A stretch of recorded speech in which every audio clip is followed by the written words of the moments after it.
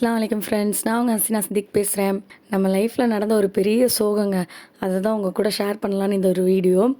October 2 வந்து நல்லா leave enjoy பண்ணிகிட்டு இருந்தோம். திடீர்னு நோட்டிஃபிகேஷன் வந்து சேனலில் வந்து காப்பிரைட் ஸ்ட்ரைக் வந்திருக்குன்னு.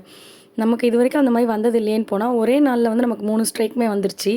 ஒன்றா வந்திருந்தா கூட நமக்கு ஒன்றும் தெரிஞ்சிருக்காது. ஆனால் 3 ஸ்ட்ரைக்கும் ஒரே நாளில் வந்துட்டு இந்த மாதிரி அக்டோபர் 9 வந்து உங்கள் சேனல் வந்து ரிமூவ் பண்ணிடுவோம், டெர்மினேட் பண்ணிடுவோம். இதுக்கப்புறம் நீங்கள் வந்து சேனல் வந்து இந்த ஐடியில் வந்து இது கண்டினியூ பண்ண முடியாதுன்னு சொல்லிட்டாங்க.